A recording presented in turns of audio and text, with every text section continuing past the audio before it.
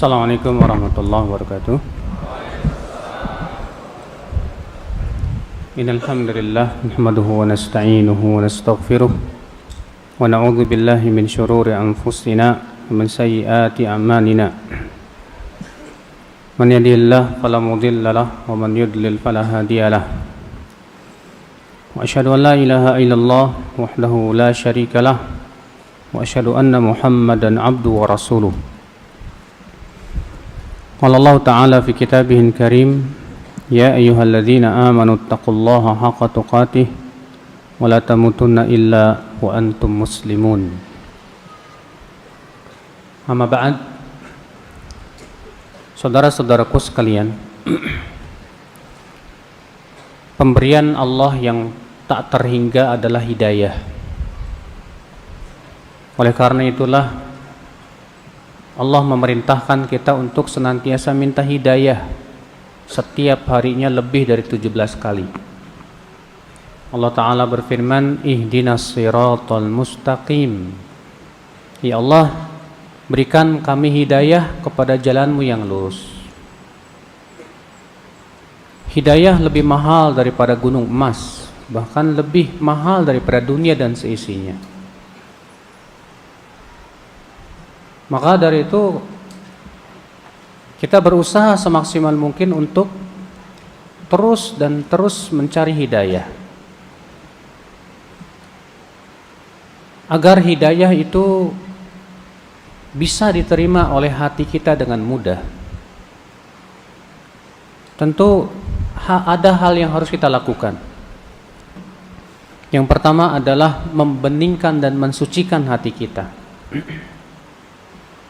Karena ketika hati kotor, hidayah akan sulit masuk.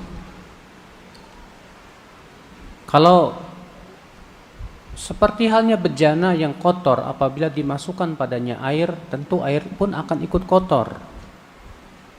Demikian pula ketika hati kita kotor dengan penyakit-penyakitnya, maka hidayah yang masuk pun ima ia akan menjadi keruh atau tidak bisa masuk sama sekali. Karena ternyata hati kita sudah dipenuhi oleh selain hidayah. Saudara-saudaraku sekalian, di sana ada beberapa perkara yang menghalangi hidayah untuk masuk ke dalam hati kita, atau sebab-sebab yang menyebabkan seseorang berpaling dari kebenaran. Kenapa sih seseorang itu bisa berpaling dari kebenaran? Banyak sebab, saudaraku. Di antaranya yaitu adanya di hati kita al-jahl, kebodohan. Al-jahlu yaitu kebodohan tentang kebenaran. Lalu kemudian kebodohan ini disertai dengan ittibaul hawa, ngikutin hawa nafsu. Imam Ahmad berkata, "Innama jaa khilafu man khalaf li qillati ma'rifatihim bima jaa 'anin nabiy sallallahu alaihi wasallam." Adanya orang yang menyelisih kebenaran akibat daripada sedikitnya pengetahuan dia tentang apa yang diajarkan oleh Rasulullah sallallahu alaihi wasallam. Iya. Kenapa sih banyak orang-orang yang menyelisih kebenaran? Jawabnya karena mereka tidak mengetahui atau tidak memiliki pengetahuan yang cukup, ya, terhadap ajaran Rasulullah SAW. Kalaulah mereka memiliki pengetahuan yang cukup tentang kebenaran, insya Allah mereka akan tahu bahwa itu adalah hak. Makanya terjadinya kebingungan itu akibat daripada kurangnya ilmu, Pak. Kalau kita sedang berjalan menuju suatu tempat, tapi kita tidak tahu tempat tersebut di mana. Kemudian ketika kita dihadapkan pada persimpangan jalan, kita pasti bingung, Pak. Kenapa? Karena kita tidak tahu jalannya, kita tidak tahu tempatnya. Karena kita tidak tahu ilmunya, akhirnya terjadilah kebingungan. Ini jalan yang benar tuh yang mana? Yang ini atau yang ini? Demikian pula ketika kita ngaji, Ustadz ini mengatakan gini, Ustadz ini mengatakan begini, yang ini begini, yang ini begini. Kita bingung. Kenapa kita bingung? Jawabnya karena kurangnya pengetahuan kita tentang kebenaran tersebut.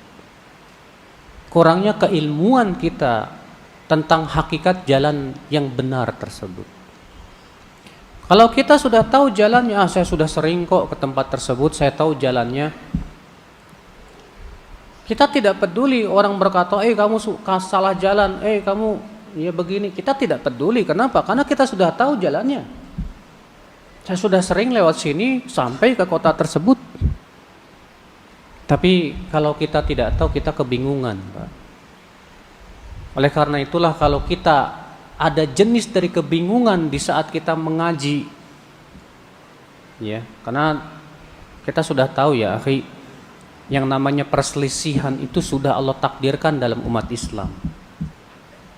Dan ketika kita dihadapkan pada perselisihan, disitulah kita akan menjadi bingung.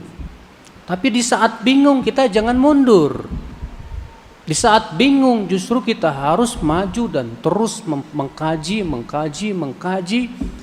mencari dalil dari Al-Quran dan hadis dan perkataan para ulama sampai menjadi jelas kepada kita mana yang hak dan mana yang batil.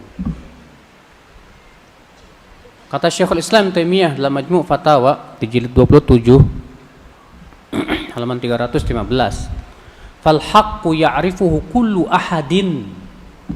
Kebenaran itu bisa diketahui oleh setiap orang sebetulnya. Setiap orang bisa mengenal kebenaran, bisa. Iya. Asal ada kesungguhan saja. Fa innal haqqa alladhi ba'atha Allahu bihi ar-rusul la yashtabih bi ghairihi 'alal 'arif. Karena kebenaran yang dibawa oleh para rasul sebetulnya akan diketahui oleh setiap orang yang punya ilmunya. Kama la yashtabihu adh-dhahab bil khalis bil makshus 'alal naqid. Ya, sebagaimana orang yang sudah paham tentang emas tidak akan tertukar pada dia antara emas yang palsu dengan emas yang asli. Kenapa? Karena dia sudah punya ilmunya, sudah tahu cara membedakannya. Kalau antum sudah tahu ilmu tentang membedakan mana madu murni, mana madu palsu, ya, antum tidak akan tertipu. Tapi kalau antum tidak mengetahui bagaimana cara bedakan madu murni dengan madu palsu, antum akan tertipu.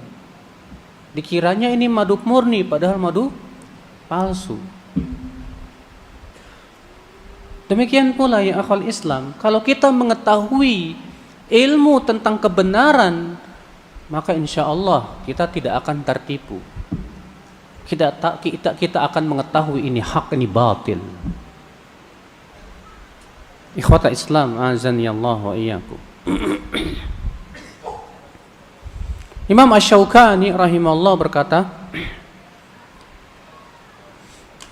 "Al-mail ila al-aqwal al-batilah laysa min sya'ni ahli at-tahqiq alladziina lahum kamalu idrak wa quwwatu fahmin wa fadlu dirayah wa sihhatu riwayah, bal dzalika da'bun man laysat lahu basirah nafidzah wala ma'rifah nafi'ah." Kata beliau, kecondongan kepada pendapat yang batil itu kenapa? Ya, kata beliau, kecondongan kepada pendapat yang batil itu bukanlah perbuatan orang yang punya ilmu yang dalam. Bukan perbuatan orang yang diberikan pemahaman yang kuat, tapi itu biasanya menimpa oleh orang-orang yang dangkal keilmuannya. Maka dari itulah saudara-saudaraku sekalian, ya, kalau kita tidak tahu, usahakan jangan sok tahu. Yang bahaya itu kalau tidak tahu, sudah gitu punya penyakit sok tahu. Maksudnya apa? Sudah tidak tahu, merasa dirinya tidak tahu. Merasa dirinya tahu, akhirnya sok tahu gitu. Makanya kata sebagian ulama, orang yang tidak tahu itu ada dua macam. Macam yang pertama, orang yang tidak tahu dan sadar dirinya tidak tahu. Maka yang seperti ini insya Allah mencari ilmu. Yang kedua, orang yang tidak tahu tapi tidak merasa kalau dirinya tidak tahu. Maka yang kayak ginian ini biasanya sok tahu. Dikasih tahu ngelunjang. Iya. Kenapa? Karena dia tidak merasakan kejahilan itu ada pada dirinya. Maka saudaraku sekalian, ketika kita sudah merasa saya kok bodoh, saya tidak tahu, alhamdulillah, itu modal yang paling utama, Kak. Sebagai modal kita untuk mencari kebenaran. Ya. Ikhwata Islam, azani Allah wa iyyakum. Kata Syekh Abdurrahman As-Sa'di, "Wa man kana minhum radiyan bi bid'atihi mu'ridan an talabil adillati syar'iyyati wa talabi ma yajibu alaihi minal ilmi al-fariqi bainal haqqi wal batili nasirin laha radan ma jaa bihil kitab wa sunnah ma'a jahli wa dhalali wa i'tiqadi annahu alal haqqi fa hadha dhalim fasik bihasbi tarkihi ma aujaballahu alaihi." Kata beliau, ya,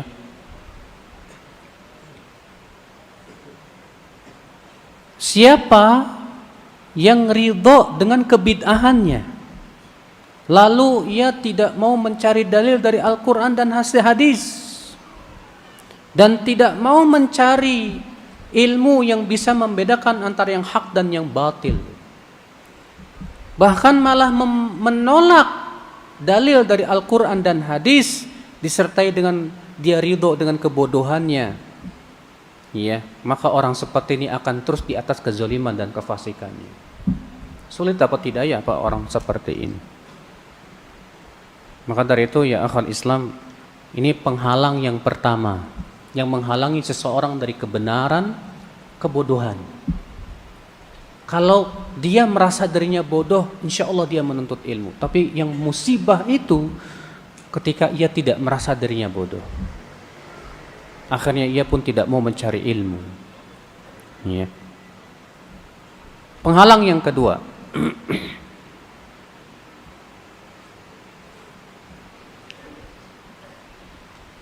keyakinan bahwa dirinya di atas kebenaran tanpa bukti yang nyata. Pak, ada nggak di dunia ini orang yang merasa dirinya di atas kesesatan? Ada?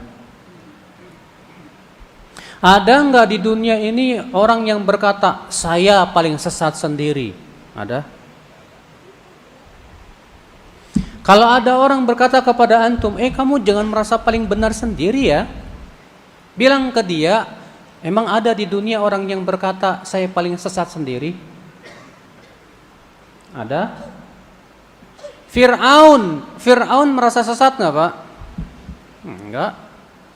Allah mengatakan dalam surat Ghafir, qala fir'aun ma urikum illa ma ara wa ma ahdikum illa sabila rasyad. Aku tidak memandang untuk kalian kecuali yang aku pandang baik, dan aku tidak memberikan bimbingan kecuali bimbingan kepada jalan kebenaran. Tuh lihat, Fir'aun meyakini bahwa apa yang ia lakukan di atas apa? Kebenaran. Karena dia yakin bahwa yang dia lakukan di atas kebenaran, tapi tanpa bukti yang nyata. Hanya berdasarkan kepada apa? Dugaan-dugaan tanpa bukti. Akhirnya ia tidak mau menerima dakwahnya Nabi Musa alaihissalatu wassalam. Terhalang ia dari kebenaran. Iya. Di zaman sekarang, saya yakin semua kelompok pasti merasa di atas kebenaran, tidak Pak? Pasti tidak? Oh iya. Makanya kan seringkali muncul ya perkataan orang yang berkata, ini kok masing-masing merasa benar sih? Udahlah jangan merasa paling benar sendiri gitu kan. Akhirnya apa? Melarang orang untuk merasa dirinya paling benar, walaupun jelas-jelas itu kebenaran yang didukung oleh dalil dari Al-Quran dan hadis Nabi SAW, bahkan dengan ijma' para ulama. Ini sebuah kesalahan fatal tentunya Bapak sekalian. Sekarang saya mau tanya, apakah orang yang merasa di atas kebenaran pasti di atas kebenaran? Sebatas klaimnya dan dugaannya bahwa di atas kebenaran, sudah pasti di atas kebenaran? Orang Khawarij merasa di atas kebenaran loh Pak. Bahkan dia berdalil dengan Al-Quran dan hadis loh Pak. Rasulullah SAW ketika mensifati orang-orang Khawarij, apa kata Rasulullah? Yaqra'unal Qur'an la yujawizu taraqiyahum yahsabuna annahu lahum wa huwa alaihim. Mereka membaca Al-Quran tapi tidak sampai ke kerongkongannya. Mereka mengira Al-Quran mendukung pendapat mereka, padahal tidak, kata Rasulullah SAW. Yamrukuna minad din, mereka melesat dari agama seperti panah yang melesat dari buruannya. Perhatikan saudara-saudaraku sekalian.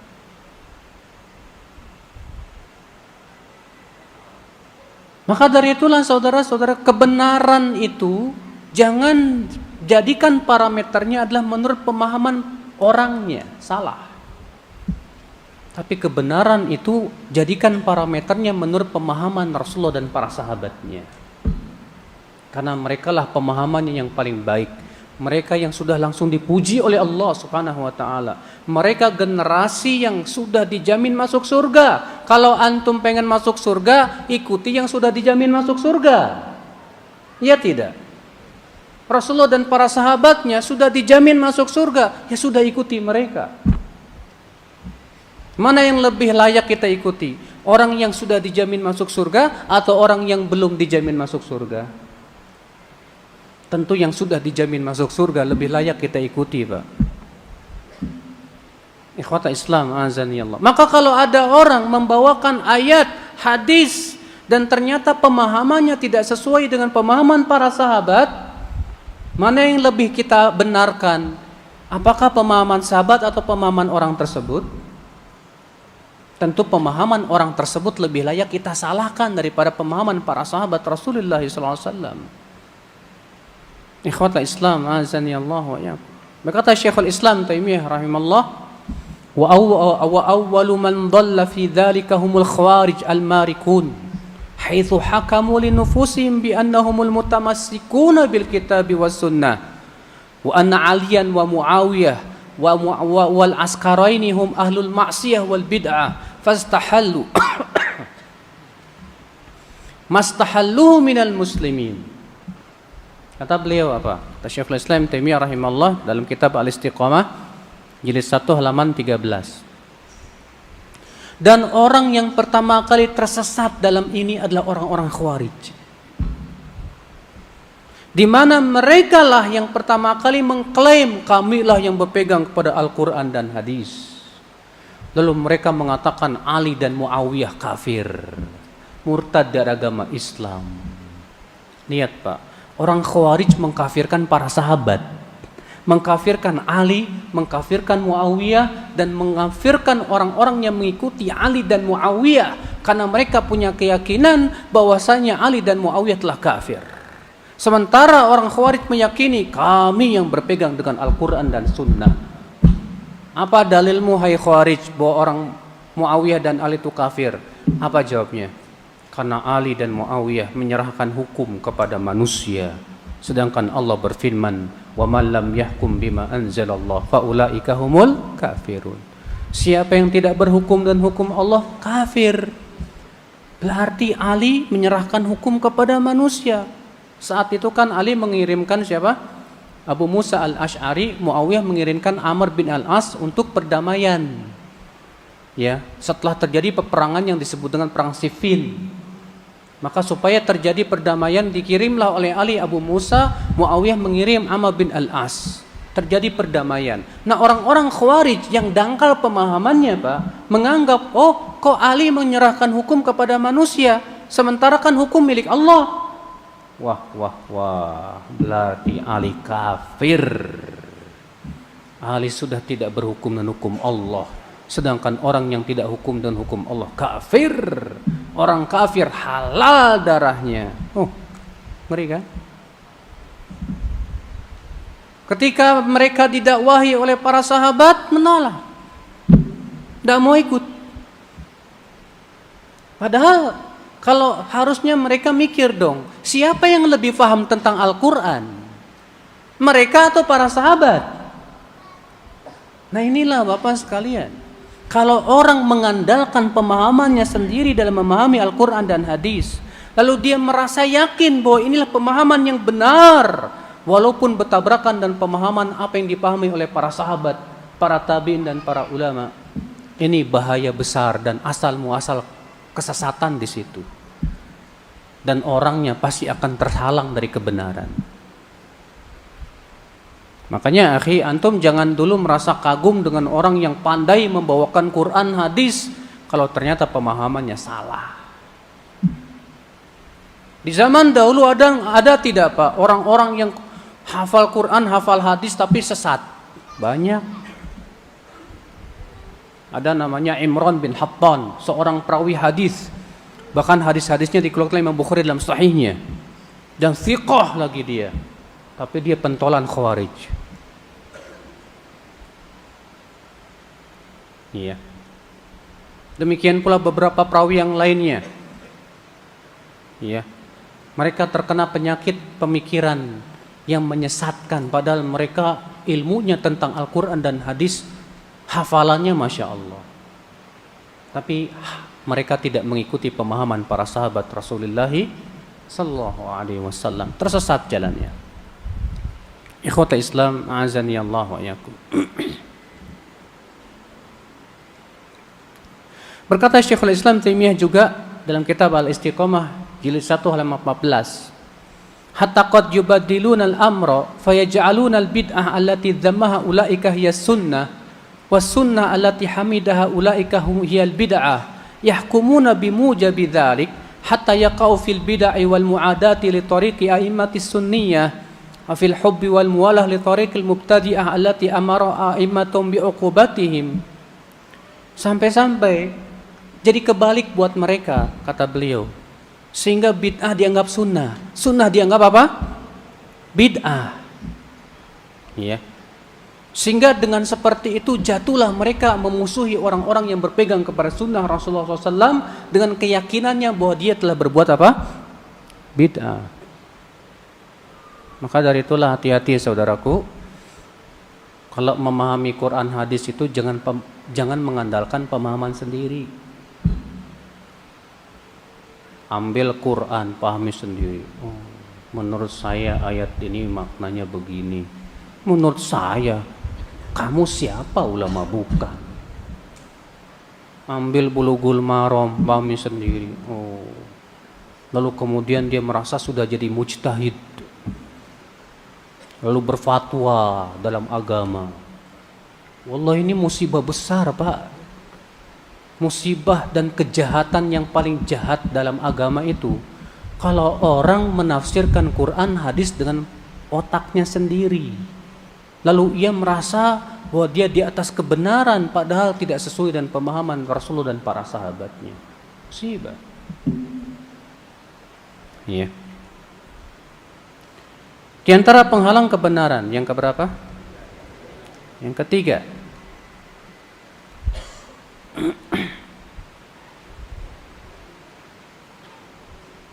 yaitu adanya rasa takut untuk berpegang kepada kebenaran. Ada orang tahu kebenaran, Pak. Tahu dia ini benar hak, cuman takut. Wah, nanti kalau saya ngikutin ini kira-kira saya dimusuhi orang enggak ya? Kalau saya berjenggot tahu sih saya tahu jangan jenggot itu sunnah, cuma nanti saya dituduh teroris enggak ya?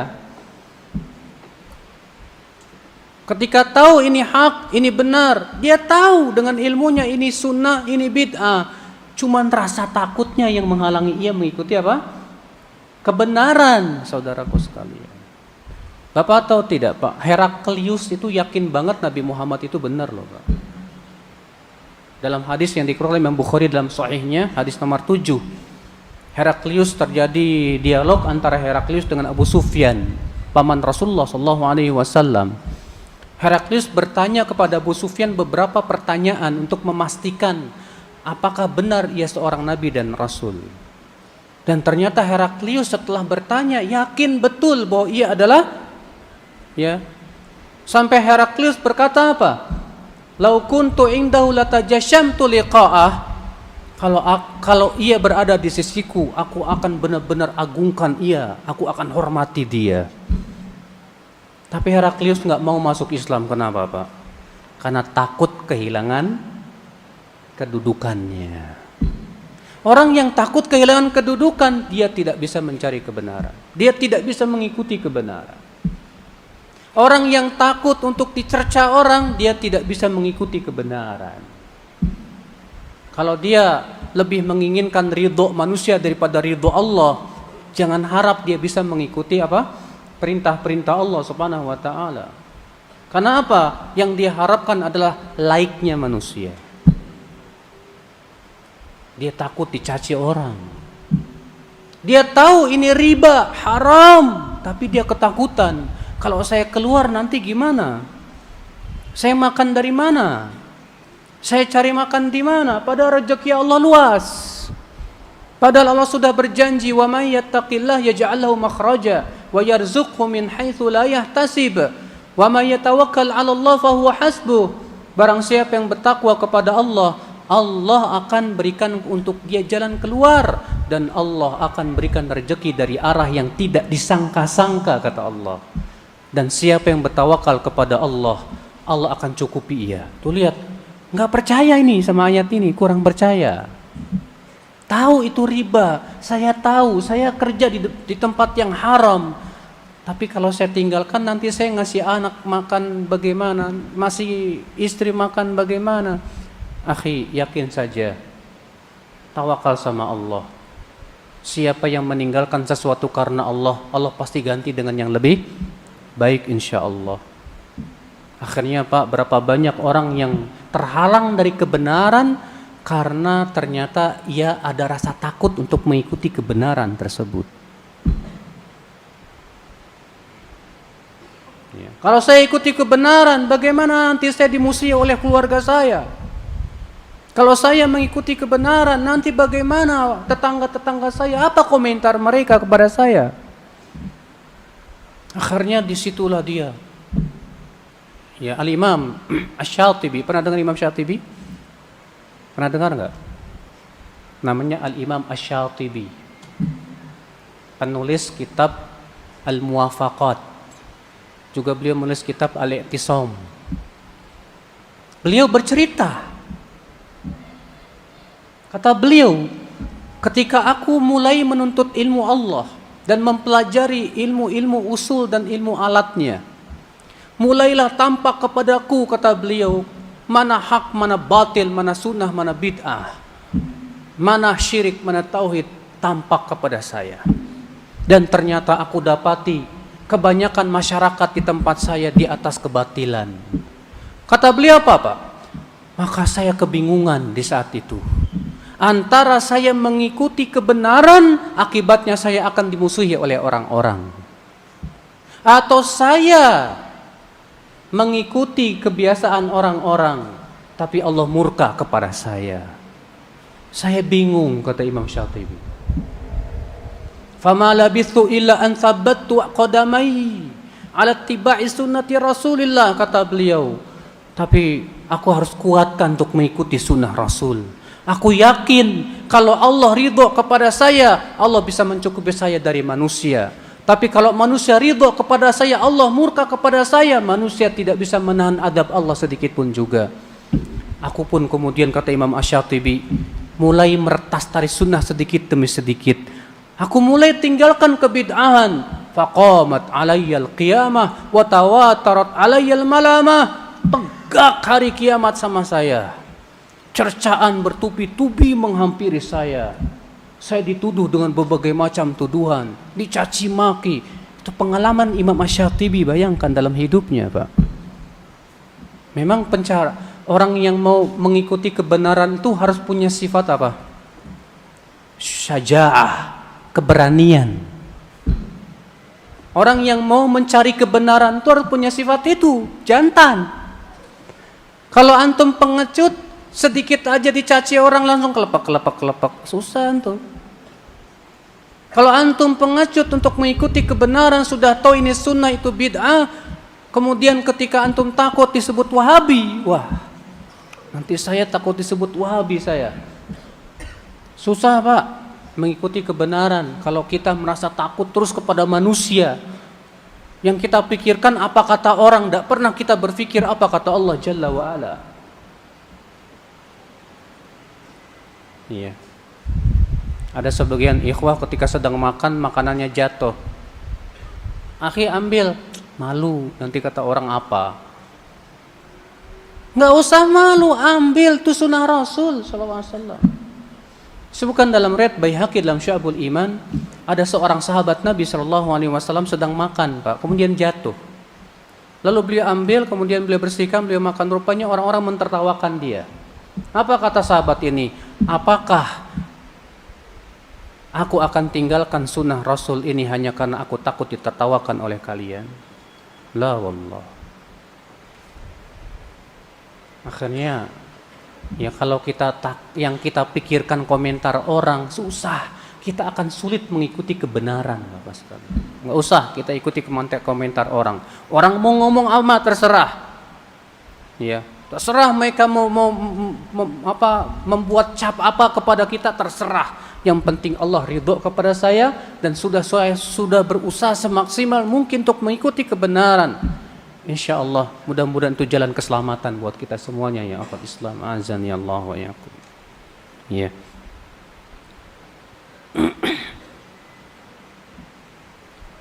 Ikhwat Islam azan ya Allah wa yakum. Penghalang selanjutnya. Penghalang kebenaran yaitu hubbul jah wa riasah. Lebih mencintai kedudukan. Lebih mencintai kedudukan. Demikian pula lebih mencintai syahwat duniawiyah. Orang yang sangat mencintai kedudukan, dia tidak akan mau mengikuti kebenaran. Kenapa? Karena dia sadar kalau dia mengikuti kebenaran, dia tidak akan dipilih oleh orang-orang. Antum mencalonkan diri nih, saya mau jadi gubernur, tapi antum tegas, ini syirik, ini tauhid, ini bid'ah, ini sunnah. Kira-kira dipilih nggak sama orang, Pak?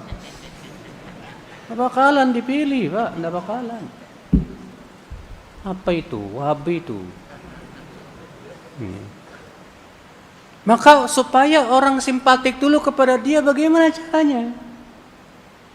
Akhirnya ya harus ikutin dulu kemauan orang, ya kan? Untuk mendapatkan kedudukan itu dia ikuti kemauan orang. Walaupun kemauan orang tersebut tidak sesuai dengan kemauan Allah dan Rasulnya. Akhirnya agama jadi permainan hawa nafsu belaka, Pak. Makanya benar sabda Rasulullah SAW dalam riwayat Bukhari dan Muslim, "Ma dhi'bani ja'i'an ursila fi ghanamin bi afsadalaha mimman harisal mala wa syaraf lidinihi." Tidaklah 2 ekor serigala lapar yang dilepaskan pada sekelompok kambing lebih merusak agama seseorang dari orang yang rakus dengan kedudukan, yang rakus dengan harta dan kedudukan. Ya akhi, rakus dengan harta dan kedudukan itu seringkali merusak keimanan dan ketakwaan. Orang yang rakus terhadap harta tidak peduli halal haram, yang penting dapat duit, bodoh amat. Dan Rasulullah sudah mengabarkan akan datangnya zaman seperti itu. Kata Rasulullah, sayati 'alan nasi zamanun la yubalin nasu fi min aina akhadhal mal am min halal am min haram.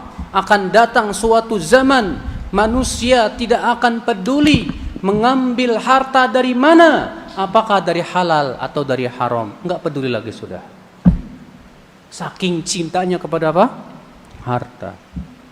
Orang yang mencari kedudukan, Pak, tidak peduli halal dan haram, tidak peduli dengan batasan-batasan Allah lagi.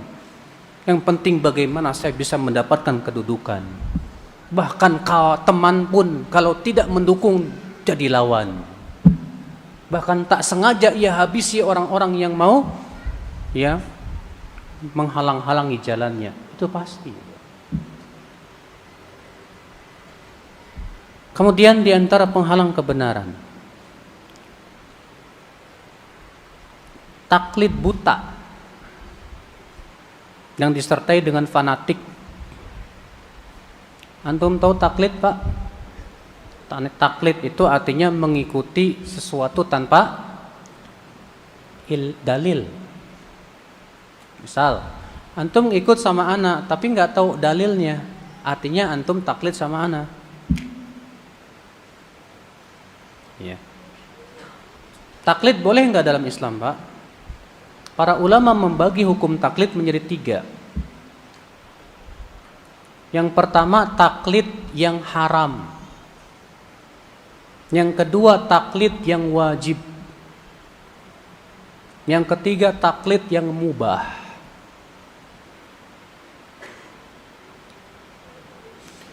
Yang pertama, taklid yang haram.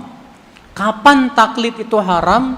Apabila kita mengikuti suatu pendapat, lalu sudah jelas kepada kita bahwa pendapat itu salah dan menyalahi dalil. Lalu kita tolak dalil tersebut hanya karena mengikuti orang tersebut. Ini taklid yang haram, Mbak. Maka Allah mengecam orang-orang musyrikin Quraisy yang sudah sampai kepada mereka ayat-ayat Allah, tapi ditolak karena mengikuti keyakinan nenek moyang. Allah berfirman, "Wa idza qila lahum ittabi'u ma anzalallah qalu bal nattabi'u ma alfayna 'alaihi aba'ana awalau kana aba'uhum la ya'qiluna syai'an wa la yahtadun." Apabila dikatakan kepada mereka, ikuti apa yang Allah turunkan, mereka berkata, apakah kami kami lebih mengikuti apa yang kami temukan dari nenek-nenek moyang kami? Lalu Allah mengatakan, apakah walaupun nenek-nenek moyang mereka itu tidak berakal dan tidak dapat hidayah tetap diikuti juga? Lihat, Pak, orang musyrikin oleh Allah dicela. Kenapa? Karena mereka tetap ngikut nenek moyang, adat istiadat, walaupun sudah tahu dalil dan sampai kepada dalil akan kebatilan keyakinan tersebut. Kalau kita ngikutin pendapat ustadz misalnya, setelah itu jelas kepada kita bahwa ustadz kita salah dengan dalil-dalil yang sangat cukup kuat, lalu kita tinggalkan kebenaran karena ngikutin ustadz. Alasannya apa? Soalnya saya ngefan banget sama ustadz itu. Akhi, ngefan sih ngefan, tapi jangan jadikan ustadzmu kayak nabi dong, yang seakan-akan ustadzmu tak pernah salah sama sekali. Salah besar sikap seperti itu ya akhi. Naam, kalau memang ustadz kita jatuh kepada kesalahan, bukan berarti kita tinggalkan ustadz itu sama sekali juga. Karena siapa sih manusia yang tidak lepas dari apa? Kesalahan. Tapi yang salah itu kalau dia menolak kebenaran hanya karena ngikutin pendapat ustadznya yang sudah sebetulnya tahu itu salah. Nah, ya akhwal Islam, ini taklid, Pak. Ini taklid yang haram namanya. Taklid yang apa? Yang haram. Ada taklid yang wajib. Apa itu taklid yang wajib? Yaitu orang awam yang tidak paham dalil, wajib dia taklid kepada ulama. Sebab kalau orang awam disuruh cari dalil sendiri, susah, nggak bisa. Saya kasih contoh, Pak. Kalau saya tugaskan antum, nih Mas, kamu coba cari hadis ini, periksa sahih apa dhaif. Ustaz, bagaimana saya mau periksa? Saya belum pernah belajar ilmu hadis. Kuliah hadis pun tidak pernah. Faham pun tidak. Bagaimana saya akan cari ini hadis sahih apa dhaif? Kamu ikut cari pendapat ulama yang mensahihkan, ikuti. Oh, antum dapatin Ibnu Hajar mensahihkan. Itu namanya kita taklid. Tapi harus kita lakukan. Kenapa? Karena kita belum punya kemampuan untuk menilainya sendiri. Paham tidak, Pak? Ya. Sebab kalau dibiarkan antum yang nilai sendiri, hancur hasilnya. Ustadz, menurut saya hadis ini sahih. Alasannya isinya bagus banget, Ustadz. Ajib. Karena isinya bagus jadi lantas langsung sahih begitu. Apa seperti itu cara mensahih hadis?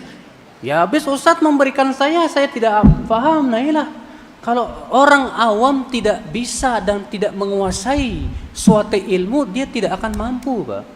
Maka kewajiban dia taklid kepada orang yang mampu.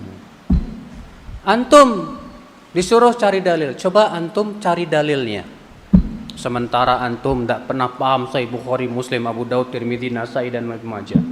Yang kedua, antum tidak bisa bahasa Arab. Yang ketiga, antum nggak paham ilmu usul fikih, nggak pernah juga belajar ilmu alat untuk memahami tentang dalil tersebut. Kaif antum akan cari dalil? Nggak bisa kan? Nggak bisa. Kalau begitu kewajiban antum apa? Taklid. Nah, ketika antum ngikutin Ustadz, Pak Ustadz, jangan merasa risih untuk tanya dalil. Ustadz, afwan, boleh saya tahu dalilnya Ustadz? Karena bukan apa-apa ya akhi. Bertanya tentang dalil itu haknya seorang murid. Seorang ustadz wajib untuk menjelaskan kepadanya dalil. Kalau ada ustadz ditanya dalil ngambek, itu artinya ustadz tersebut nggak tahu dalil. Kenapa sih kamu cari tahu tanya-tanya dalil? Percuma saya jelaskan kamu nggak paham juga. Justru seorang ustadz tuh mahamin muridnya dong, bukan marahin muridnya, saudaraku. Fahamkan, begini dalilnya, begini cara memahaminya. Dengan bahasa yang pas, enak dipahami. Paham? Alhamdulillah. Setelah kita ngikutin seorang ustadz, ternyata kita terus mencari, menggali. Ternyata dalil yang dipakai oleh ustadz tersebut dhaif. Dalil yang dipakai oleh ustadz tersebut dhaif. Ternyata ada hadis lain yang bertabrakan dengan pendapat ustadz tersebut. Kewajiban kita apa, Pak? Kita ambil yang lebih kuat dalilnya. Bukan berarti kita tidak menghormati ustadz, bukan. Tapi kita lebih menghormati Allah dan Rasulnya. Kita ikuti kebenaran tersebut, saudara-saudaraku sekalian, ikhwata Islam. Karena di hari kiamat, kita tidak akan ditanya oleh Allah, kenapa kamu menyelisih ustadz fulan? Tidak. Di hari kiamat kita akan ditanya oleh Allah, kenapa kalian menyelisih para rasul? Allah berfirman, "Madza ajabtumul mursalin?" Apa yang kalian jawab terhadap para rasul? Allah tidak mengatakan apa yang kalian jawab terhadap Ustadz Anu dan Ustadz Fulan. Tidak. Ini akal Islam, saudara-saudaraku sekalian. Jadi ini taklid yang sifatnya apa? Wajib. Jadi taklid yang wajib itu buat siapa? Buat orang yang awam, yang nggak paham ilmu sama sekali, nggak bisa mencari dalil, maka dia wajib taklid. Tapi jangan sampai taklid itu disertai dengan fanatik, membabi buta. Paham tidak? Dan hati-hati antum, wahai para penuntut ilmu, kalau sudah ngefans sama seorang ustadz, jangan sampai ngefannya antum sama ustadz itu membuat antum fanatik sama dia, membabi buta, dan menjadikan pendapat ustadz itu sama dengan perkataan Rasulullah SAW. Tidak boleh seperti itu.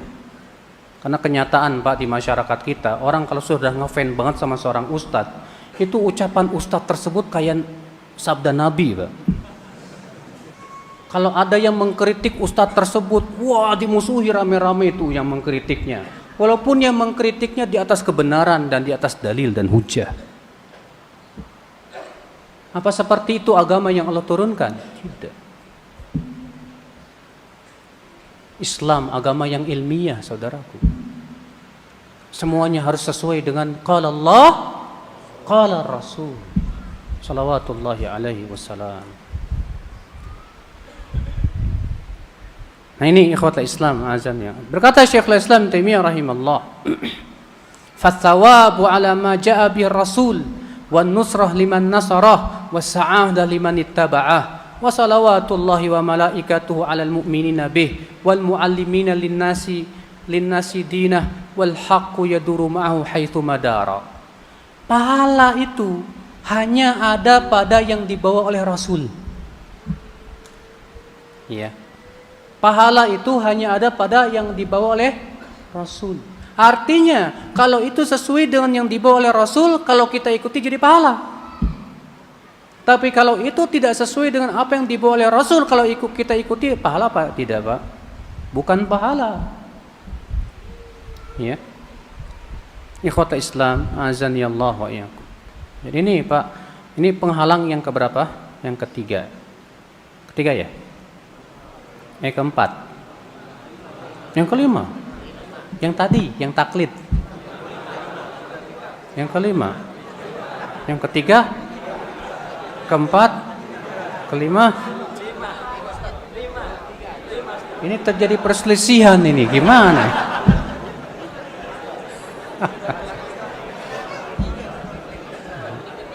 Ya terserah saja, mau ketiga, keempat, kelima, terserah saja. Yang penting antum mencatatnya baik-baik.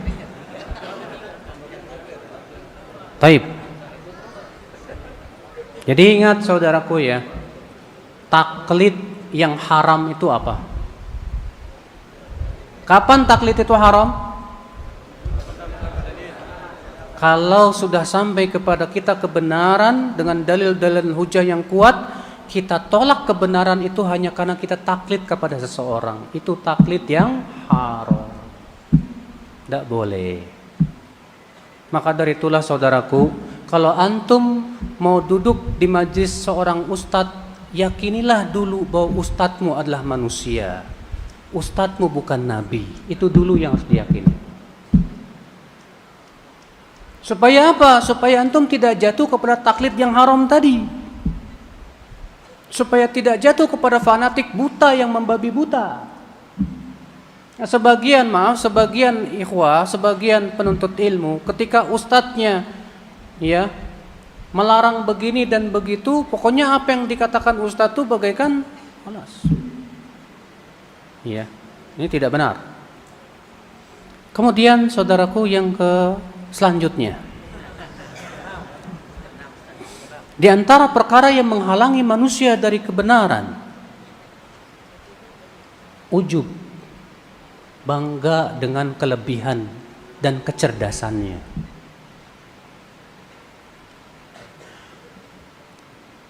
Dan inilah ya akhi, yang menyebabkan di antara sebab sebagian umat para rasul menolak dakwah para nabi dan rasul, karena mereka merasa bangga dengan keilmuan dan kecerdasan mereka.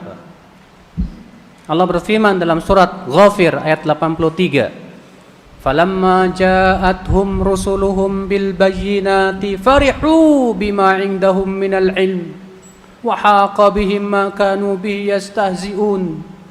Ketika datang para rasul kepada mereka membawa keterangan, mereka lebih gembira dengan ilmu yang mereka miliki. Maka mereka pun berhak mendapatkan adab Allah disebabkan perolokan mereka tersebut. Lihat Pak, para rasul datang membawa keterangan, tapi mereka tolak karena mereka lebih gembira dengan ilmu yang mereka miliki. Merasa mereka cerdas, ujub dengan kecerdasannya Pak. Ujub dengan titelnya, karena dia titelnya profesor. Oh profesor, masa saya profesor? Ya saya kan intelektual. Akhirnya segala sesuatu dia nilai dengan akalnya, dengan otaknya. Kalau sesuai dengan akalnya dia terima, kalau tidak sesuai dengan akalnya dia tolak.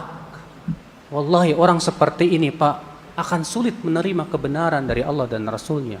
Berapa banyak apa yang Allah ajarkan dan Rasulnya tidak masuk di akal manusia Pak. Karena ilmu Allah jauh lebih tinggi daripada ilmu manusia. Sehebat apapun, sejenius apapun seorang manusia, tak akan bisa mengalahkan ilmu Allah Jalla Jalaluh. Maka dari itulah saudara-saudaraku sekalian, ikhwata Islam, azani Allah wa iyyakum.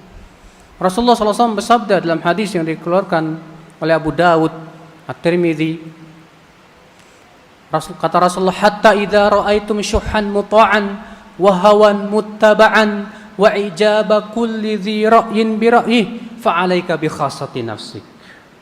Sehingga apabila nanti kalian mengikuti, kalau kalian nanti melihat hawa nafsu yang diikuti, kekikiran yang ditaati, dan setiap orang merasa bangga dengan pendapatnya sendiri. Maka di saat itu peliharalah dirimu baik-baik, jaga dirimu. Akhal Islam azan ya Allah ya. Maka orang yang merasa ujub dengan kepintarannya, kecerdasannya, dan lebih gembira dengan ilmu yang dia miliki, sulit sekali menerima kebenaran. Sulit sekali. Kata Al-Hafidh Adz-Dzahabi, "Fakam min rajulin nataqa bil haqqi wa amara bil ma'rufi, fayusallitullahu alaihi man yu'dhihi li su'i qasdihi wa hubbihi li ri'asati diniyah, fahadha da'un khafiyyun sara fi nufusil fuqaha." Berapa banyak orang yang berbicara kebenaran, beramar ma'ruf nahi mungkar, tapi Allah kuasakan dia, orang-orang yang menyakiti dia karena niatnya yang buruk dan karena ia cinta kepada kedudukan. Dan ini banyak dimiliki oleh orang-orang yang memiliki apa? Ya, kelebihan ilmu. Karena dia merasa bangga dengan apa? Kecerdasannya. Ya. Akan Islam azan ya Allah wa iyyakum. Penghalang selanjutnya,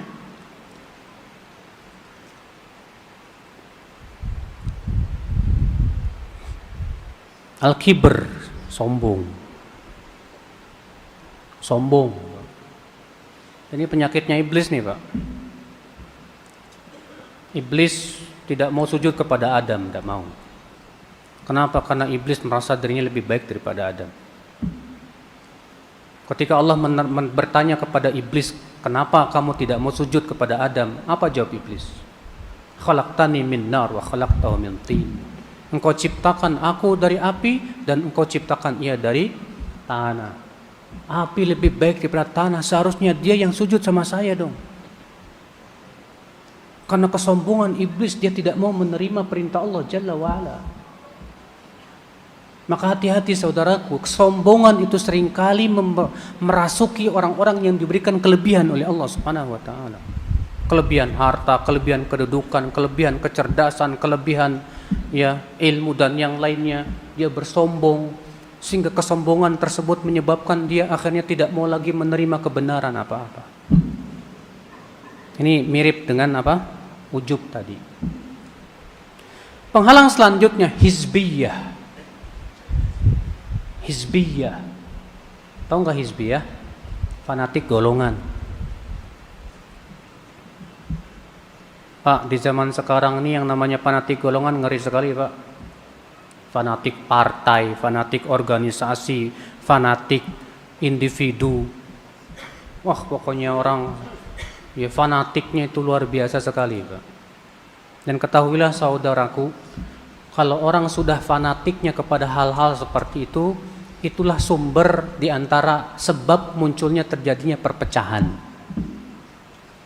Allah berfirman dalam surat Ar-Rum ayat 31-32. Wala takunu minal musyrikin minal ladzina farraqu dinahum wa kanu syi'a. Kullu hizbin bima ladaihim farihun. Jangan seperti kalian orang-orang musyrikin. Siapa itu? Ya.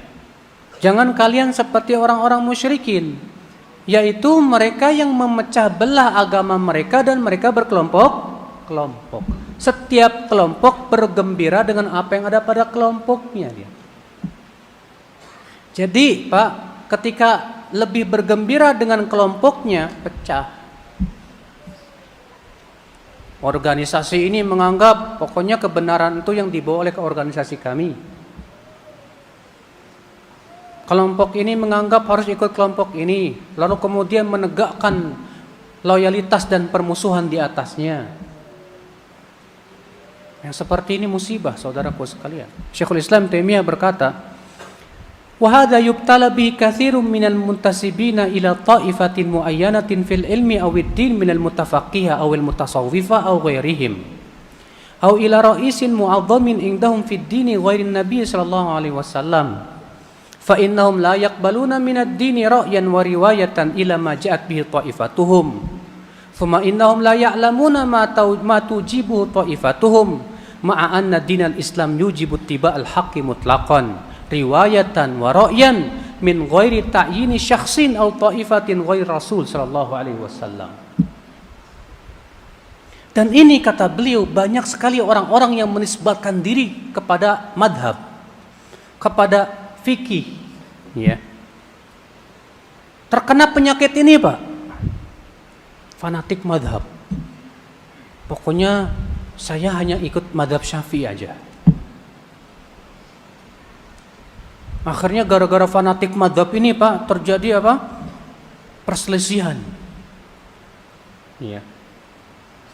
Makanya di antara dalam ilmu hadis, di antara perkara yang menyebabkan munculnya hadis palsu itu adanya fanatikus madhab.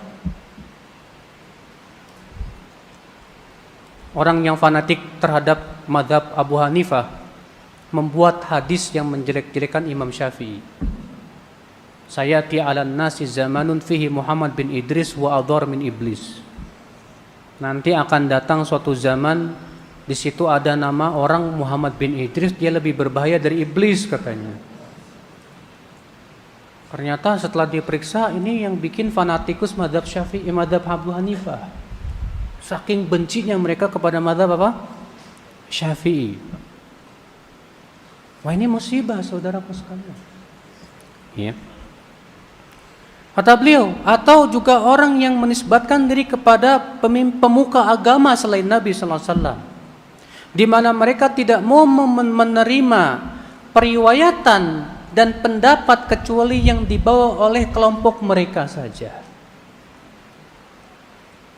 Di daerah saya, Pak, orang-orang yang awam yang begitu fanatik dengan apa?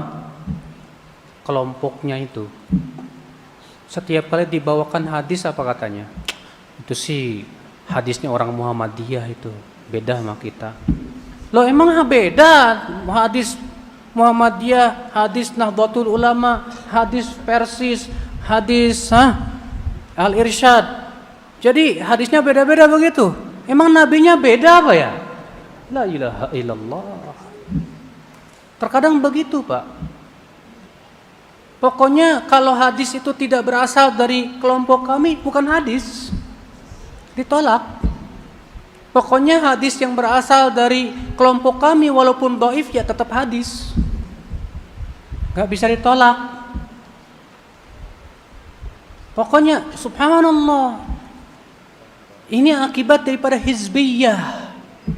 Padahal kewajiban kita fanatik hanya kepada Allah dan Rasulnya. Hanya fanatik kepada Allah dan Rasulnya. Bukan kepada kelompok anu, kelompok fulan, tidak. Kata Imam Syafi'i apa? Aku terima hadis yang semua yang sahih. Baik itu berasal dari Syam, dari Baghdad, dari Mesir, dari Hijaz, selama perawinya thiqah, aku terima, kata Imam Syafi'i rahimahullah. Ikhwata Islam, azani Allah wa yakum. Nah ini ya akhi, jangan sampai kita jatuh kepada fanatikut madhab. Kemudian di antara penghalang dosa juga, penghalang kebenaran. Di antara hal yang menghalangi seseorang dari kebenaran yaitu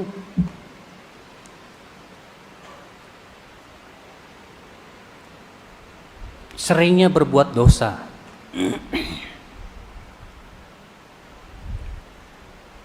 Berkata Ibnu Qayyim rahimahullah dalam kitab Al-Jawabul Kafi halaman 83, fa inna ta'ata nurun wal ma'siyata dhulmatun wa kullama qawiyatiz dhulmah izdadat hayratuhu hatta yaqa'a fil bid'i wad dalalati wal umuril muhlikah wa huwa la yash'ur ka'a'ma kharajan fi dhulmatil lail yamshi wahdahu. Sesungguhnya ketaatan itu adalah cahaya, maksiat itu kegelapan. Setiap kali kegelapan itu semakin kuat di hati seseorang, maka semakin kuatlah kebingungannya, hingga ia pun akan jatuh kepada kebid'ahan dan kesesatan dan perkara-perkara yang membinasakan dalam keadaan ia tidak merasakannya. Bagaikan orang yang buta yang keluar di malam hari, gelap gulita yang berjalan sendirian tanpa ada yang memandunya. Iya, ya akhi, orang kalau sudah sering berbuat maksiat susah menerima nasihat. Orang kalau sudah asyik dengan maksiat, dia akan menganggap remeh ketaatan, bahkan meledek orang-orang yang menaati Allah Subhanahu wa taala. Diajak kepada Allah dan Rasulnya malah memperolok. Katanya, kamu tuh sok suci. Fa Allahul musta'an wa alaihi tiklani akhal Islam. Akibat daripada apa? Ya, karena mereka sudah tenggelam dalam kemaksiatan. Maka pasti orang yang berbuat maksiat dan asyik dengan maksiat, dia tidak akan mencintai ketaatan lagi. Bahkan ia akan berpaling dari kebenaran, saudaraku. Maka saudaraku sekalian, ini sebab, di antara sebab seseorang itu berpaling dari apa? Kebenaran. Ya. Kemudian penghalang selanjutnya,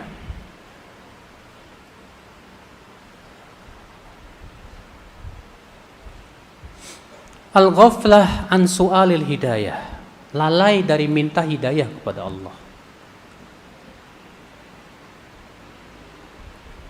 Akhi, berdoa adalah merupakan ibadah yang luar biasa agung di sisi Allah.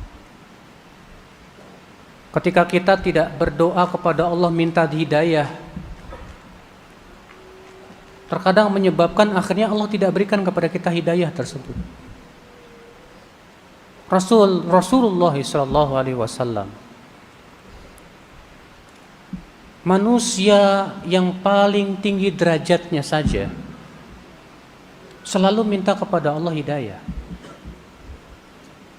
Dalam hadis adalah Rasulullah SAW berdoa begini dalam salat malam. Allahumma rabba Jibril wa Mikail wa Israfil fatiras samawati wal ard alimal ghaibi wasyahadah anta tahkumu baina ibadika fima kanu fihi yakhtalifun ihdini lima ikhtulifa fihi minal haqqi biidnik innaka tahdi man tasha'u ila siratim mustaqim.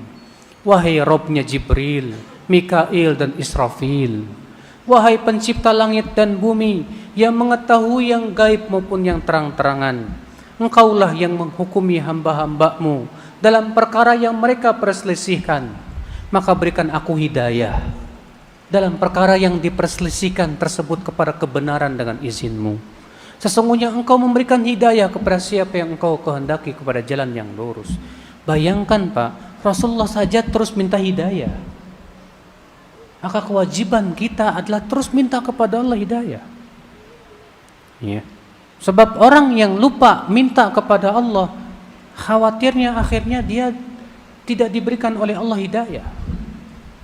Setiap hari walaupun kita berdoa ihdinas siratal mustaqim, ihdinas siratal mustaqim, tapi hati lalai. Di saat kita membaca ihdinas siratal mustaqim, kita tidak mengucapkan dengan kesungguhan kita, ya.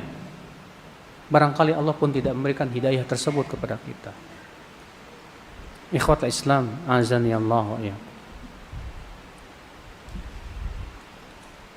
Nah inilah ya akhi, di antara penghalang-penghalang hidayah, dan sebetulnya masih banyak yang lain. Namun kita cukupkan sampai di sini. Kita buka tanya jawab. Barangkali di antara antum ada yang mau bertanya, dipersilahkan.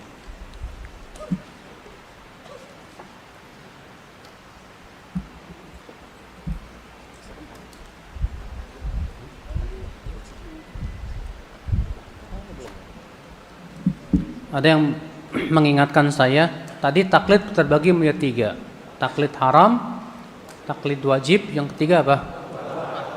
Yang ketiga sudah dijelasin belum? Belum. Taklid mubah adalah taklid orang yang tidak boleh taklid, di mana ia mampu berijtihad sendiri karena ilmunya yang sudah dalam, tapi dia terpaksa taklid karena mepet dan darurat. Contoh misalnya, Dia ditanya tentang suatu pertanyaan dan dia belum tahu, belum sempat untuk cari dalilnya. Tapi dia sudah punya kemampuan untuk cari dalil karena dia sudah menguasai alat-alat ijtihad. Tapi masalahnya jawabannya butuh waktu itu juga dan segera mungkin. Tapi dia tahu ada ulama yang berfatwa tentang masalah tersebut. Maka dia boleh mengatakan alim fulan berfatwa mengatakan boleh, enggak apa-apa. Akhirnya dia taklid sama ulama tersebut karena mepet masalahnya. Ya, waktunya mepet dan pertanyaan harus sesegera mungkin. Maka yang seperti ini disebut taklid yang mubah kata para ulama. Apa hukum akhwat naik ojek online? Ini ojeknya akhwat lagi apa ikhwan ya? Rasulullah SAW melarang laki-laki dan wanita yang tanpa mahram berdua-duaan, Pak. Kecuali yang ketiga setan, kata Rasulullah SAW. Tidak layak seorang akhwat berdua-duaan dengan laki-laki yang bukan mahramnya walaupun Gojek online. Ojek online. Walaupun ojek online. Kecuali kalau dalam keadaan yang sangat membutuhkan dan tidak ada alternatif lain. Kalau sifatnya memang sangat butuh, harus segera dan tidak ada alternatif lain, ya sudah, gimana lagi? Kenapa? Karena para ulama mengatakan sesuatu yang diharamkan itu ada dua macam.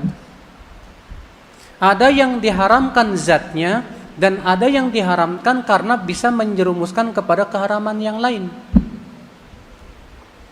Yang diharamkan secara zatnya contohnya apa? Makan bangkai, riba, berzina, mencuri, itu haram secara zatnya. Ada yang sifatnya haram karena bisa menjerumuskan. Berdua-duaan dengan laki-laki yang bukan mahram haram karena bisa menjerumuskan kepada apa? Zina. Dan kaidah usul fikih mengatakan sesuatu yang diharamkan karena menjerumuskan boleh dalam keadaan dibutuhkan. Kalau butuh nggak apa-apa. Makanya melihat akhwat haram, tapi boleh ketika saat ingin menikahinya karena ada kebutuhan. Ya. Ada seorang laki-laki datang ke Rasulullah, ya Rasulullah, aku akan menikah si fulan dari wanita Ansor. Kata Rasulullah, kamu sudah melihat belum? Belum ya Rasulullah. Undur, lihat dulu kepada dia. Ya. Berarti pada asalnya melihat perempuan haram apa halal? Haram. Enak aja. Maunya halal terus.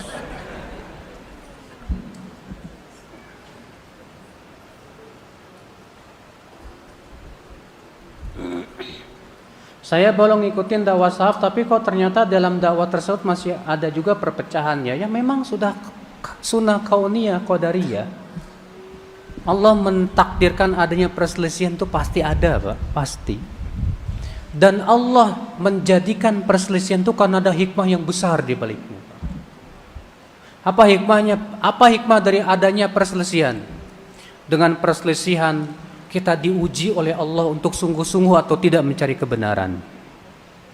Dengan adanya perselisihan akan terpilah antara pencari kebenaran dan pencari pengikut hawa nafsu, pencari hawa nafsu.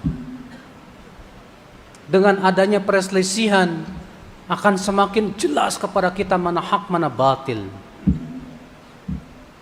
Hikmahnya besar sekali. Makanya kenapa Allah mengadakan perselisihan? Karena maslahatnya jauh lebih besar daripada mudaratnya. Memang perselisihan itu mudarat, tapi sengaja Allah adakan. Allah ingin menguji kita semua dengan perselisihan tersebut. Allah melarang perselisihan, melarang. Allah ridho dengan perselisihan, Allah tidak ridho. Tapi kenapa Allah menciptakan adanya perselisihan? Karena ada hikmah-hikmah di balik itu semuanya. Maka perselisihan jangan sampai membuat kita futur, salah. Justru dengan adanya perselisihan, disitulah kita semakin bersungguh-sungguh mencari kebenaran. Bukan malah mundur. Salah besar itu, Pak. Sebab kalau antum melihat perselisihan mundur, antum selama-lamanya tidak akan mendapatkan kebenaran. Ya.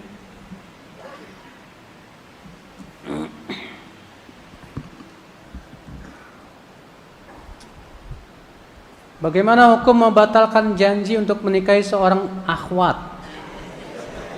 Karena fulana berbeda manhajnya dengan saya, gimana ya Ustadz? Ya. Akhi,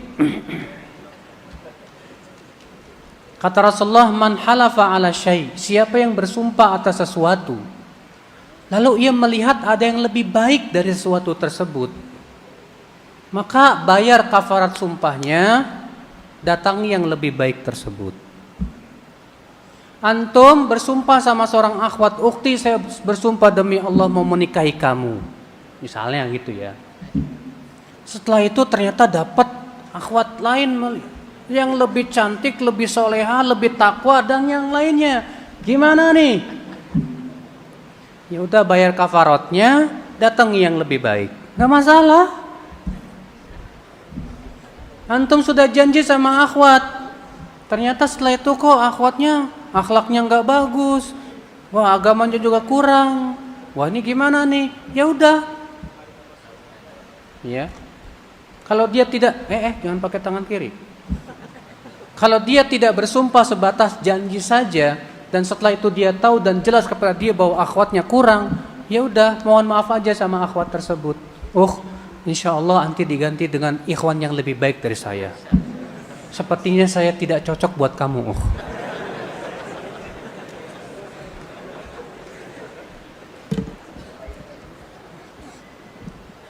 Bahkan kalau orang sudah melamar akhwat, boleh dibatalin nggak, Pak? Boleh, nggak masalah. Iya. Bagaimana sikap suami terhadap kesalahan istrinya? Ya akhi, seorang suami harus banyak-banyak memaafkan istri. Dalilnya, insya Allah suratnya antum sering mendengarnya. Ya ayyuhalladzina amanu, inna min azwajikum wa auladikum aduwwan lakum fahdharuhum wa in ta'fu wa tasfahu wa taghfiru fa innallaha ghafurur rahim. Hai orang-orang yang beriman, sesungguhnya di antara istri-istrimu, Allah mengatakan istri-istri, bukan cuma istri satu, Pak. Jadi alasan.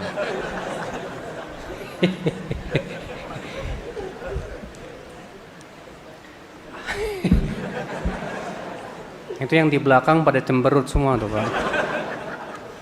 Hai orang-orang yang beriman, sesungguhnya di antara istrimu dan anak-anakmu adalah musuh buat kamu. Atau min di sini lil bayan, sesungguhnya istri dan anakmu itu musuh untukmu. Maka waspadalah kamu dari mereka. Kenapa disebut musuh, Pak? Apakah musuh yang harus diperangin? Bukan. Artinya yang seringkali membuat kita koret, pelit, ya. Seringkali kita membuat lalai. Seringkali kita jadi rakus gara-gara anak dan istri kita. Mau berinfak mikir-mikir dulu, padahal punya harta lebih. Gara-gara anak dan istri, rupanya istrinya permintaannya macam-macam. Ngapain sih mas bantuin orang fakir miskin? Kita aja belum punya BMW, misalnya gitu. Gara-gara istri susah berinfak, gara-gara istri kita jadi susah ke masjid. Udahlah mas, ngapain ke masjid, sholat di sini aja, jadi imam saya. Kapan ke masjidnya? Ya, itu maksudnya musuh di sini. Sesungguhnya istri dan anak kamu musuh buat kamu, waspadalah. Lalu Allah mengatakan apa? Wa in ta'fu wa tasfahu wa taghfiru. Jika kamu memaafkan, wa tasfahu, kamu juga bersikap apa? Safah. Safah itu hampir mana dengan memaafkan. Wa taghfiru, mengampuni, maka sesungguhnya Allah Maha Pengampun. Ayat ini menunjukkan bahwa seorang suami harus banyak-banyak memaafkan anak sama istrinya. Harus dadanya lebar, Kenapa? Karena memang wanita itu Allah ciptakan bengkok. Rasulullah bersabda apa? Istausu bin nisa'i khairan fa innahunna khuliqna min dhila' wa inna a'waja syai'in min ad-dhila' a'la. Berbuat baiklah kepada para wanita karena mereka tercipta dari tulang rusuk yang bengkok. Yang paling bengkok itu tulang rusuk yang atas. Ya. In dhahabta tuqimah kasarta. Kalau kamu paksa untuk berlempeng, patah. Fa in taraktaha ma zalat a'waj. Tapi kalau kamu biarkan tetap saja bengkok. Caranya gimana menghadapi tulang yang bengkok itu, Pak? Berbuat baik, berlemah lembut. Maka kalau menghadapi kesalahan istri bagaimana? Kita lihat mana yang paling maslahat buat dia. Rasulullah lihat dalam menghukum istri macam-macam Rasulullah SAW itu. Terkadang Rasulullah sabar, diam. Terkadang Rasulullah bersikap. Ini dia Rasulullah SAW pernah sedang berada di rumah Aisyah bersama sebagian para sahabatnya yang sedang makan. Salah satu istri Nabi mengirimkan sepiring kurma. Bapaknya Aisyah tahu dari siapa ini. Diambil piring tersebut dibabetin sama Aisyah. Karena cemburu. Maka Rasulullah hanya tersenyum saja dan berkata, ibu kalian sedang cemburu. Rasulullah enggak marah-marah, kurang ajar kamu ya. Enggak. Rasulullah hanya berkata, ibumu sedang cemburu. Kemudian Rasulullah menyuruh Aisyah untuk mengganti piring tersebut. Karena itu hak orang lain masalahnya. Tapi Rasulullah terkadang marah dan harus marah. Pernah suatu ketika Rasulullah SAW di suatu malam Rasulullah sedang bermalam di rumah Aisyah. Kemudian Jibril datang dan menyuruh untuk mendatangi Baqi. Karena Allah yang menyuruh. Menyuruh Rasulullah untuk mendatangi kuburan Baqi dan mendoakan mereka. Maka Rasulullah pun kemudian pergilah pelan-pelan. Takut mengganggu Aisyah maksudnya. Pelan-pelan pergilah. Rupanya Aisyah sadar Rasulullah pergi. Diuntitin dari belakang. Maka Rasulullah berdoa di situ mohon kepada Allah. Ketika Rasulullah berbalik pulang, Aisyah langsung lari. Sampai di rumah langsung dalam keadaan ngos-ngosan. Sampai Rasulullah di rumah Aisyah, Rasulullah melihat Aisyah janggal, kok ngos-ngosan ini? Kenapa ini? Lalu kemudian Rasulullah berkata kepada Aisyah, Aisyah, apakah kamu tadi sesuatu yang gelap yang berkelabatan di depanku? Betul ya Rasulullah. Dipukulnya dada Aisyah Rasulullah. Apakah kamu hendak menuduh Rasulnya akan berkhianat? Artinya enggak layak perbuatan seperti ini. Ini sama saja menganggap Rasulullah akan mengkhianati istrinya. Apakah kamu hendak menuduh Rasulnya berkhianat? Tapi rupanya Aisyah pintar, Pak. Apa kata Aisyah? Rasulullah, kalau saya ziarah kubur, apa yang harus saya baca? Dialihin sama Aisyah. Ya. Masya Allah. Terpaksa Rasulullah bersikap karena perbuatan Aisyah tidak layak dilakukan oleh seorang mukminah terhadap Rasul sallallahu alaihi. Ini sudah masuk di dalam masalah akidah ya akhwal Islam, azani Allah. Pernah Rasulullah SAW memberikan sanksi kepada salah satu istrinya enggak negur lebih dari 3 hari.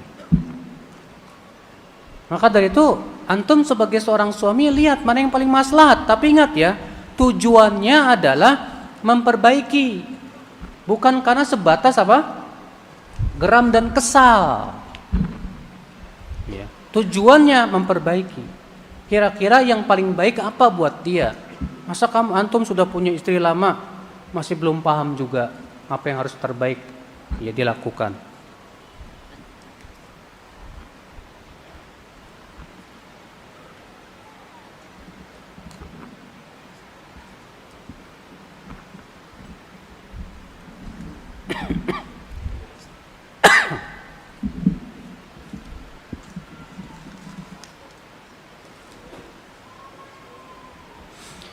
Ada yang mengaku berada di atas manhaj salaf, tapi prinsipnya begini, ambil baiknya, buang buruknya. Gimana tuh Ustaz? Sebetulnya Pak, ambil baik, buang buruk tuh benar sebetulnya. Karena kebaikan harus diambil, keburukan harus betul sebetulnya. Cuma kalau kalimat ini kita ucapkan kepada orang awam nggak pas. Karena orang awam tuh belum punya kemampuan dan parameter untuk menilai benar atau salah. Ya. Makanya kata para ulama, tidak setiap ucapan bisa kita sampaikan kepada setiap orang salah. Naam, kalau itu benar kita ambil kita ambil. Kalau itu salah kita buang. Itu bagi mereka yang sudah punya kemampuan untuk membedakan antara yang hak dan yang batil. Adapun kita ucapkan itu kepada orang awam yang dia nggak paham, nggak punya parameter yang jelas, itu sama saja antum mau menjerumuskan dia kepada apa? Sarang buaya. Sahih. Oh nggak apa-apa, silakan ambil saja dari dia, ambil baiknya, buang buruknya. Sementara dia nggak punya kemampuan apa-apa. Akhirnya duduklah dia di situ. Oh, menurut saya ini baik nih. Oh, menurut saya ini buruk nih. Lah terus parameternya apa? Banyak orang seperti ini Pak, gara-gara itu jadinya kebingungan Pak. Gara-gara kalimat tersebut diucapkan kepadanya sementara dirinya belum pantas. Akhirnya dia duduk sini, duduk sini, duduk sini, duduk sini. Lalu dia jadi bingung. Mana yang benar ya? Masing-masing kok bawa dalil ya? Udahlah, kalau gitu jangan merasa paling benar tuh kan? Muncul kebingungan Pak. Dari kebingungan mencetuskan ide-ide yang tidak benar. Seharusnya ya kita membimbing dulu orang-orang awam ini supaya kuat dulu ilmunya, punya parameter yang jelas untuk menilai hak dan yang batil. Ya, kasihan ya akhi.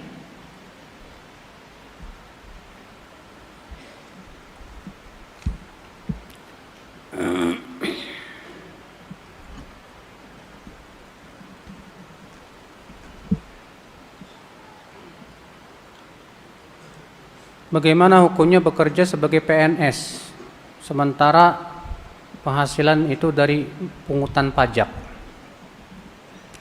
Harta haram itu ada dua macam. Ada haram secara zatnya dan ada haram karena transaksinya. Haram secara zatnya contohnya antum nyolong, ngambil. Maka ini harta tetap milik pemiliknya. Kalau ada teman antum hasil nyolong, kemudian hasil nyolongnya dikasih ke antum hadiah, ini hadiah buat kamu. Tetap haram gak buat antum? Haram. Kenapa? Karena ini harta masih berhubungan dengan hak orang lain. Ada lagi Pak, haram karena transaksinya. Contoh, antum berjual beli dengan cara ribawi.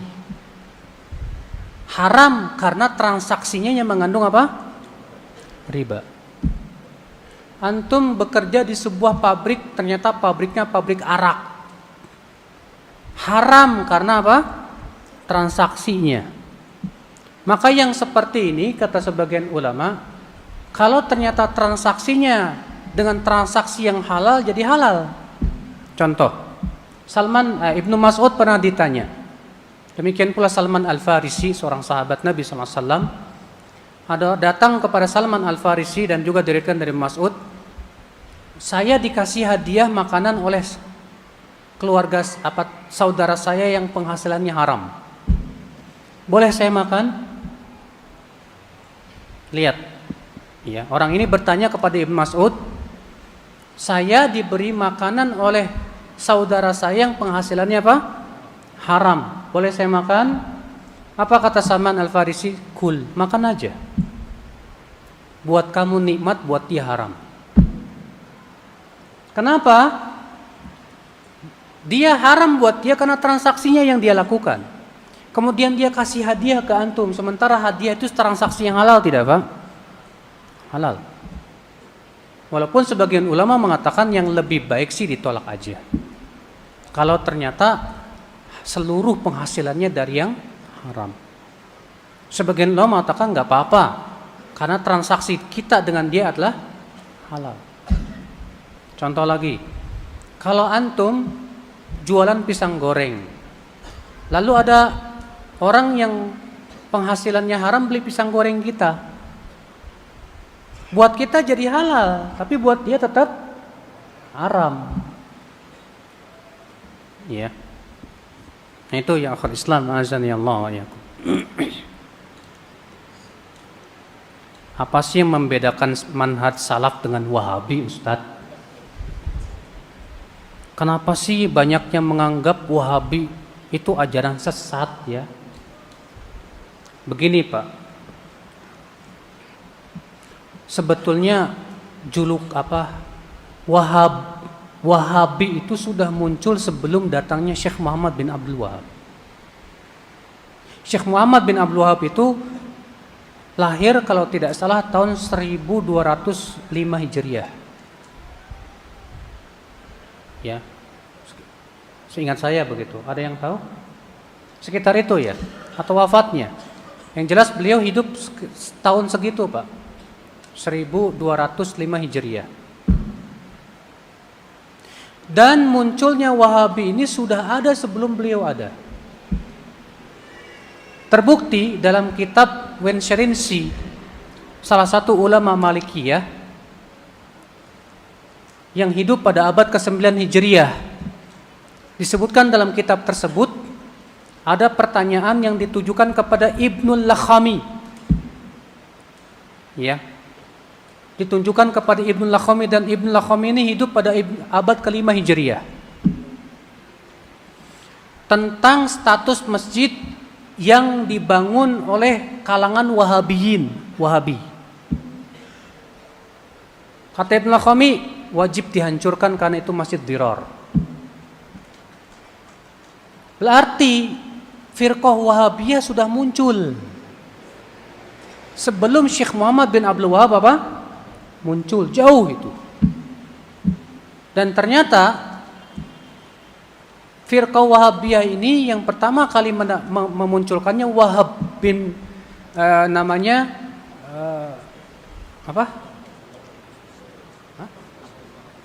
Abdul Wahab bin Rustum. Ada yang mengatakan namanya Wahab bin Rustum. Dan dia memang pemikirannya sesat sekali. Dia mengatakan salat Jumat tidak wajib, dia mengatakan jilbab enggak wajib, banyak sekali. Dan di antara keyakinannya bolehnya memberontak kepada pemimpin muslim yang sah dan yang lainnya.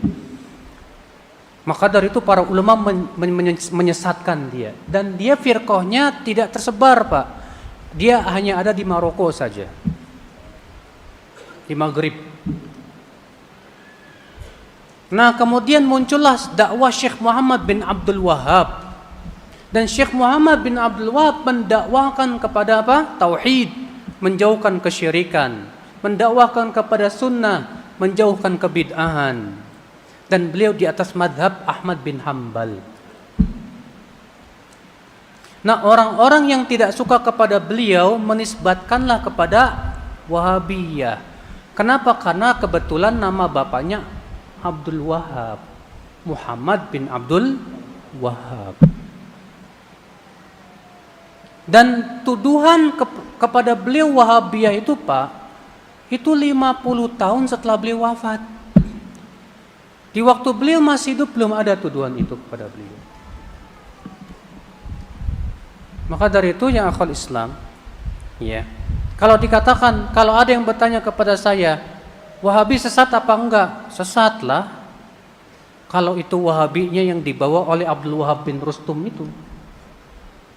Karena seluruh ulama menyatakan semuanya sesat, itu betul. Keyakinan menyesatkan. Ya.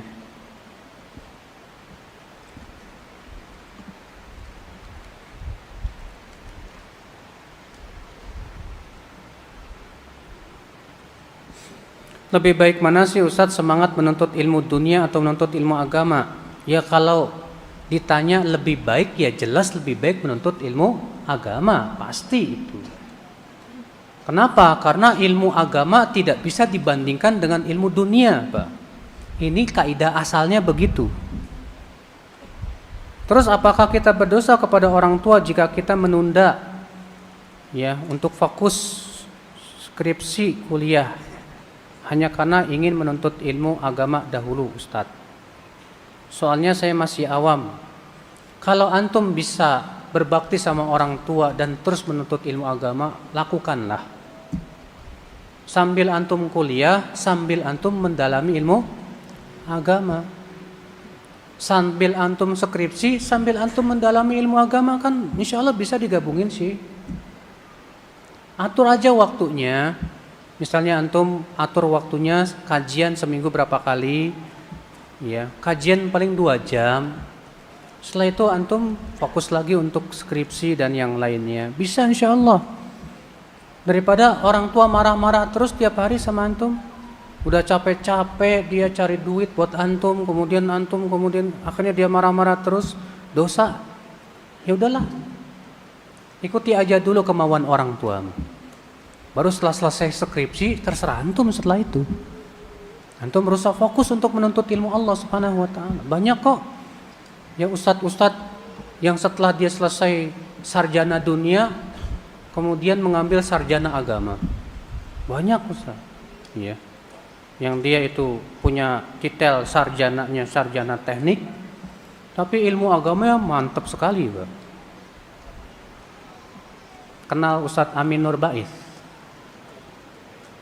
yang konsultasi syariah itu ilmunya kan luar biasa, tapi beliau LC bukan ST kalau nggak salah, sarjana kimia apa sarjana teknik, jangan lupa. Ustadz Muhammad Abdul Twasikal terkenal sekali, Rumaiso, ilmunya masya Allah, beliau gelarnya apa? ST, sarjana teknik. Tapi keilmuannya masya Allah. Beliau pergi ke Saudi belajar ilmu dunia, tapi duduk di majlis para masyayikh, ulama-ulama besar di sana. Manfaat besar kan? Di Jogja ada banyak, saya kenal beberapa dokter, tapi ilmunya masya Allah, Pak. Kenal Dokter Royhanul Bahrain? Masyhur itu, kalau antum sering itu baca-baca. Dokter, tapi padahal beliau, Pak. Kenapa nggak bisa seperti mereka gitu loh? Ya udah antum nggak apa-apa, selesaikan dulu sarjana duniamu itu. Setelah itu antum fokus menuntut ilmu agama, kuasai bahasa Arab, kuasai ilmu alat, kuasai. Masya Allah, bisa sebetulnya, kenapa tidak? Bahkan kalau antum misalnya punya gelar dokter sambil ngobatin sambil dakwah pasien, kan masya Allah, ya kan? Ya, alhamdulillah. Baik, saya kira cukup sampai di sini. Semoga yang sampaikan bermanfaat. Mohon maaf bila ada kesalahan di dalam penyampaian. Subhanakallah bihamdik, asyhadu an la ilaha illa anta, astaghfiruka wa atubu ilaik. Assalamualaikum warahmatullahi wabarakatuh.